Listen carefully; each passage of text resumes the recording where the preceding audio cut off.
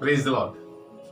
Science ప్రకారము బైబిల్లోని కొన్ని విషయములు సత్యమునకు విరుద్ధముగా ఉన్నవని కొందరు అసత్య ప్రచారం చేస్తున్నారు. కానీ శాస్త్రజ్ఞులు ఈ విషయములను కనుగొనుటకు అనేక సంవత్సరములకు ముందే ఆ విషయములు బైబిల్ నందు వ్రాయబడినవి.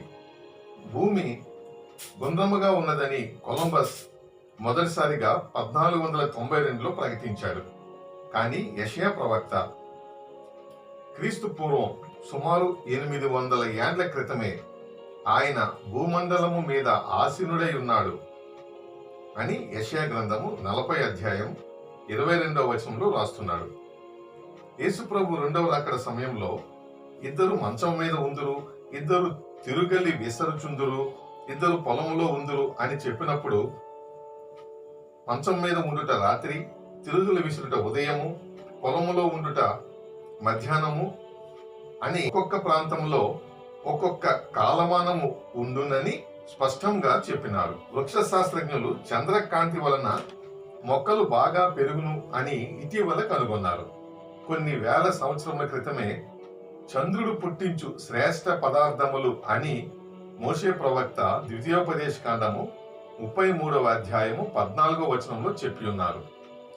డాక్టర్ విలియం హార్వే రక్తములోనే ప్రాణము ఉండునని కనుగొన్నారు.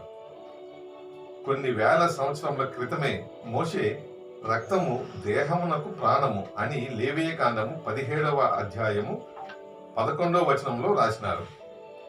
సర్ ఐజాక్ న్యూటన్ అనే శాస్త్రజ్ఞుడు గురుత్వాకర్షణ శక్తి గురించిన సిద్ధాంతమును ప్రతిపాదించాడు. కానీ న్యూటన్ కంటే ముందుగా దాదాపు 30 శతాబ్దములకు ముందు యోబు భక్తుడు శూన్యము పైని భూమిని వేలాడదీసెను అని యోబు గ్రంథము 26వ అధ్యాయం 7వ వచనంలో రాశారు.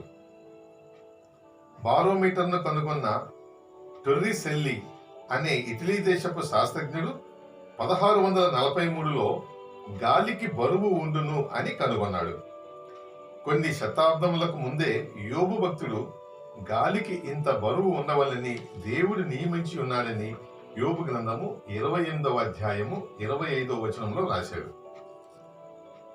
గలీలియో అనే ఖగోళ శాస్త్రజ్ఞుడు 1630లో నక్షత్రములు అసంఖ్యాకముగా ఉన్నవని కనుగొన్నాడు.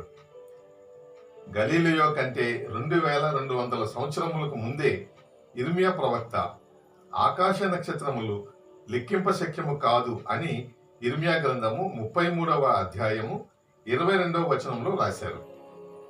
పై విషయములను బట్టి బైబిల్ సైన్సుకు వ్యతిరేకముగా లేదని తెలియచున్నది. పైగా ఎన్నో శతాబ్దములకు ముందే మానవుడు కనుగొనలేని సత్యములను బైబిల్ వెల్లడిపరిచింది. అటువంటి బైబిల్ను అనుదినము పఠించి దైవ జ్ఞానమును మనము పొందుకుందాము. God bless you. Thank you.